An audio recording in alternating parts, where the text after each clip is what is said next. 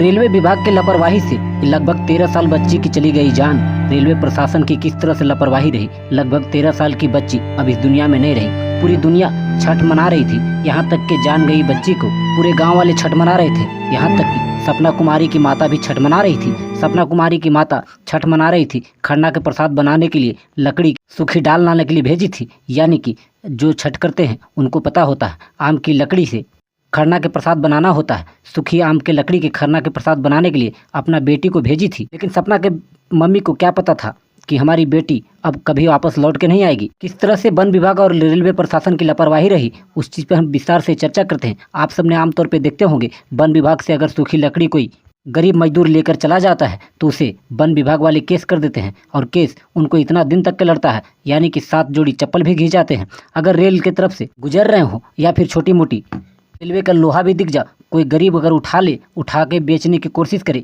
तो रेल प्रशासन उसे ऐसा धारा लगा देते हैं कि जिंदगी भर केस लड़ना होता है। लेकिन रेल के कुछ ऐसी संपत्तियां होती हैं जिस संपत्ति के वजह से आसपास के लोग को नुकसान पहुंचती है।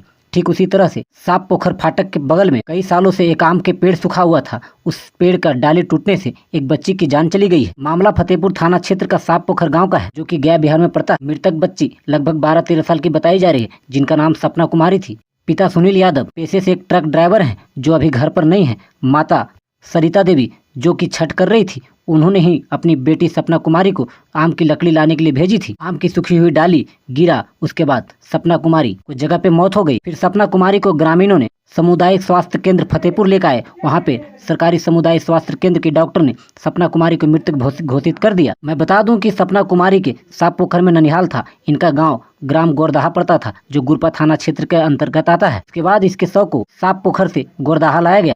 माता सरिता देवी के रो के हाल बुरा हो गया है। माता सरिता देवी जीवन में जब भी अपने मायके जाएगी साप पोखर, तब उनकी बेटी सपना हमेशा याद आएगी। कि घर के अगल बगल में भी छठ हो रही थी। घर के अगल बगल वाले लोग छठ अब इस वर्ष नहीं मनाएंगे। खैर जो भी हो, हम भगवान से प्रार्थना करते हैं कुमारी सपना को भगवान अपनी शरण में जगह दे, उनके माता पिता को दुख की घड़ी में सहने की शक्ति दे। रेलवे विभाग की लापरवाही के बारे में क्या कहते हैं, इस पर अपनी राय जरूर दीजिएगा। हम आप लोग से भी आग्रह करते हैं, अगर सूखी पेड़ हो उस पेड़ से दूरी बना कर रखिएगा। या फिर आमतौर पे आप देखते होंगे बरगद या पीपल का पेड़ भी बहुत छायादार होता है, जिसकी डाली काफ़ी कई मीटर तक के फैली होती हैं। वैसे पेड़ से भी काफ़ी दूरी बनाकर रहें, वरना घटना किसी के साथ भी घट सकती है। रेलवे विभाग रेलवे प्रशासन ने अगर सही टाइम पर इस पेड़ को कटवा दिया हो तो आज सपना कुमारी जिंदा होती।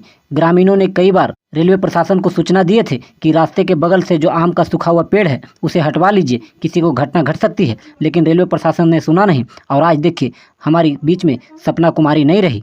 हम जानते हैं कि पेड़ काटना गुनाह है, लेकिन जो पेड़ सूख जाए उसे प्रशासन जल्द से जल्द कटवा दिया जाए, अन्यथा इस तरह से घटना आगे हर किसी के साथ हो सकती है। इस वीडियो और रेलवे प्रशासन के बारे में क्या कहना है, एक कमेंट करके बताइएगा। इसी के साथ जय हिंद।